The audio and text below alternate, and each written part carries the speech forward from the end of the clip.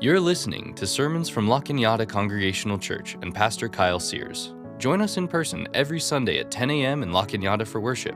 You can find more information about our church online at lacañadachurch.org. So anytime I go out for a dinner with a family, especially if it's going to be like a fancy dinner and I know that we're going to get dessert, I plan everything in anticipation of what that final taste will be like. I really look forward to the dessert more than I do the meal itself. All that other stuff is just, what we have to go through to get to that final piece. We went out this past week to Bottega Louie, I think is what it's called, with Erica and her sister.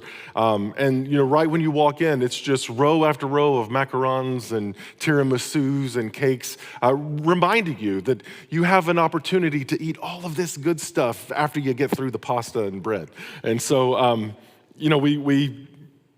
there's some people who like to eat their dessert first. I never get that. I really want to savor that last bite. We want our endings to be good. I think all of us want 2023 to end on a high note, something to celebrate. We want to finish our life and our stories and our journeys with something that is sweet and comforting, meaningful and purposeful. And yet, the road we take to get there is often winding. And so I'd like us to look at the final chapter of Isaiah, where the prophet is going to sketch the end of God's future, where rest and rejoicing is what will define God's people. This is going to be Isaiah 66, verses 10 through 13. The prophet says, "Rejoice with Jerusalem and be glad for her, all you who love her. Rejoice with her and joy, all you who mourn over her, that you may nurse and be satisfied from her consoling breast, that you may drink deeply with delight from her glorious bosom. For thus says the Lord, I will extend prosperity to her like a river, and the wealth of the nations like an overflowing stream. And you shall nurse and be carried on her arm and dandled on her knees. As a mother comforts her child, so I will comfort you. You shall be comforted in Jerusalem." Now, this promise feels to us like, yeah, of course, that sounds like it's perfectly at place in the Bible. Of course, God's people would find comfort in Jerusalem. But at the time of this writing, that was a deep and way out there sort of promise, because the people did not feel like Jerusalem was their home. Maybe it was their place that they had come to, but it was after a long exile. And when they came back to Jerusalem, it was not the Jerusalem they left. In fact, the very place of this once home was now marred by tragedy and this memory of shame and loss. It was more familiar with famine and siege than for rest and worship. It shouldn't have been that way. They recognized that Jerusalem was meant to be this place where God's people would be the safest and most comfortable, and yet, post-exile, all the promises that they had held on to just didn't seem to be coming true. And so it's no surprise that for many of them, their imagination would be that Jerusalem is no longer our place. We need to move and find some other place to call our home. We need a new start in a new land. And I get that inclination. When I was a teenager, I could not wait to move out of my house and out of my home and eventually out of my state and find some other place that would be mine. And I still don't like going back to Texas for more than a few days. It's just that I couldn't really imagine a future there where I would be happy. But I often will fast forward my life and think about the end of, well, where should I be buried? My family, for almost as long as Texas has been a state, has had this tiny little cemetery outside of Pearly, Texas. No one's heard of it because it's barely a place. But my mom and my grandmother and my aunts and uncles are all buried out in this dusty, cracked dirt sort of place on this hill off the road. I've presided over burials there and dedications of the cemetery throughout my life. I don't know that that's where I'm going to end up, because I don't really know where I'll end up. Because the story of pastors is we're never in one place. That our home is always wherever we are, and so it's kind of weird not knowing where I'll rest. And I think that's how the people of Jerusalem felt at this time. Without much of a home, disconnected from the story and history, even though that story and history was one of shame and burden that they didn't want to be associated with, and yet there was nothing there for them. Wondering, do we even want to be connected to this place anymore? And so Isaiah is going to wrap up this opus of promise and storytelling and prophecy and visions from God with this final promise that you will make your way home and it will be all that you need it to be, all that you've ever hoped it could be, all that it should have been for you. It will be. The land and the God of that land will be like the nurturing and loving mother that provided comfort and rest for her people. If we turn back several chapters to Isaiah 40, it's a real turning point in the book, one that now finds itself moving away from the prophecies of judgment that outline why the people have been removed from their land, and opening with this promise of comfort to the people, that their exile would end and that they would indeed return back to their land. And yet in the midst of all those promises, what they found is that comfort was not easily received. It is only now in chapter 66 that we get to this securing of their comfort, where God proves that God will remain true to that word that was given generations before. And the people then should anticipate this resolution, that they might sense how Jerusalem can become the place where they rejoice, could be a place that they love, that where even in their mourning they could come and find comfort. Now, part of the passage in 66 that I did not read is this creation of language around new heavens and new earth. This reordering of all of creation that will fulfill its initial promises when God made the first one. That this will be the place where God and humanity will meet together. That there will be no difference, really, between the physical earth at our feet and the heaven where all of the good blessings come from. That they would be joined in such a way as the overlap makes them indistinguishable. And we're all too familiar with how that is not true any longer. And yet in this passage, what we find is that God is saying, I will create new heavens and new earths to redo what was lost before us.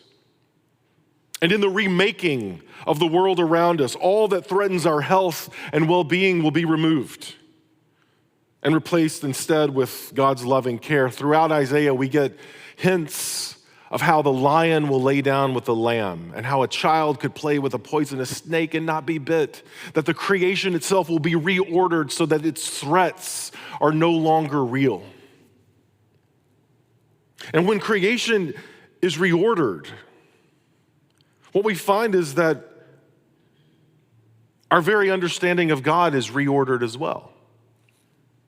If we read how Isaiah describes God in this passage, it takes a very different approach than how we might normally imagine. Because here, God is a fierce warrior that's a woman. God is a mother who acts with power to protect her children. God is the one who will sing us lullabies and make dinner and hold us closely when things feel scary. That is not how the people had imagined God for a long time. That's maybe not how we tend to imagine God. As a woman who is willing to both nurture and protect those that she loves dearly. And if creation is being remade and our understanding of God is being remade, then in the end, what we find is that the very people of God will be remade as well. And that throughout Isaiah, there are hints that Zion or Jerusalem is undergoing some changes. That in its destruction, there is something new coming out of it, and it's not like what it was before. One day, it will be home, yes, to the people of God, but not just them. That in fact, what Isaiah says here is all the wealth will stream into this city, going uphill against the grain into the place to fill it like overflowing streams. And with that wealth comes the people from beyond, who will find their way to Jerusalem, now calling this place home that was never their home. The nations would be invited into the borders of Jerusalem, not as invaders and conquerors, but as neighbors. And so now all who love Jerusalem will be welcomed, even those who had never found themselves worshiping the God of that city. All those who consider the hope of Zion to be their hope could rejoice, is the promise that God makes here. Not simply those who are citizens by birth and by blood, but by devotion and grace. That any who long to see the world made right would find their home in this place. That any who would long to see community flourish would find their home in this place. What God is saying is that there's room for you who have longed throughout your history and ancestry to see Jerusalem become the place that it was meant to be, but there is also room for the upstarts and the new people, the ones who had up to this point not been welcomed here because they would pollute and destroy what we had kept sacred. And I think as we look back on 2023 and we anticipate the coming of 2024, I feel very much the same way. That throughout the news media and the realities that many churches are facing, it has been terrible post-COVID.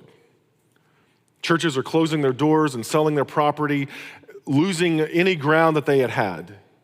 There's this rise of Christian nationalism that is infecting a lot of the more conservative churches, and the more mainline Protestant churches are barely hanging on for life.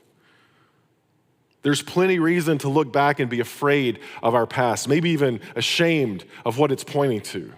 And yet, all who love this place where God would make God's home, all who long to see the hopeful promise of it becoming what it should be, have reason to rejoice, have reason to return and invest themselves into this life. So as I look forward to 2024, I see the 100th birthday of this sanctuary, the very walls around us, being a place of refuge and welcome, a place where many people have called home. But I also see it's many people who will call it home.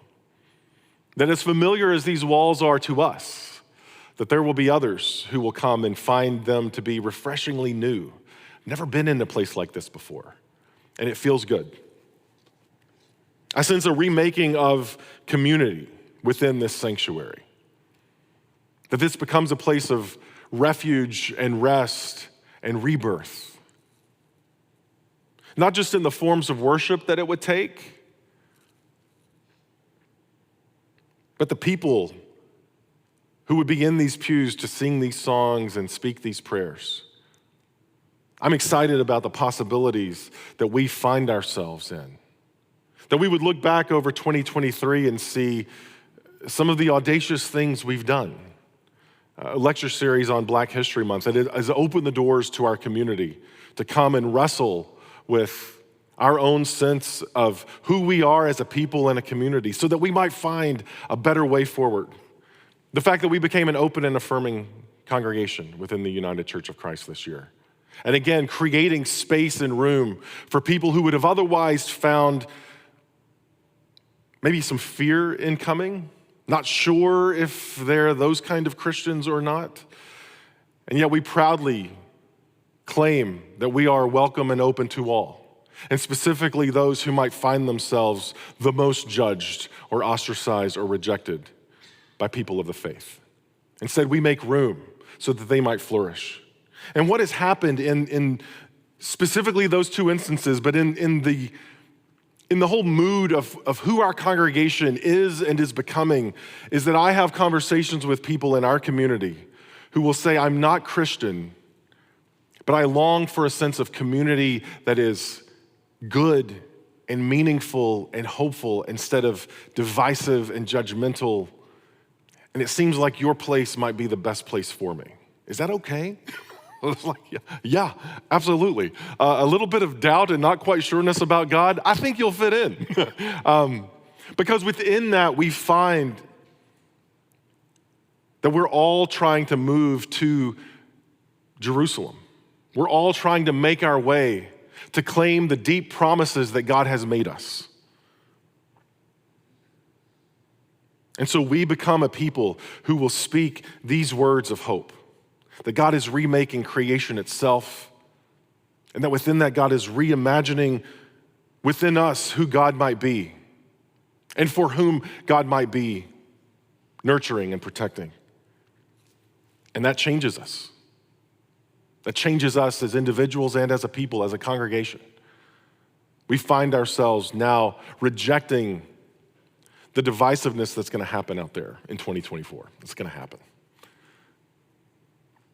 And instead, we become a people tethered together not by blood and ancestry, but instead by the core conviction that faith and hope and love remain, and the greatest is love.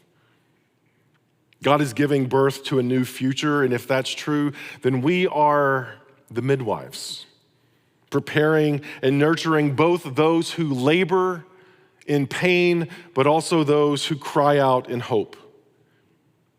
The work we have to do in 24 will be complicated and messy and joyous and delightful.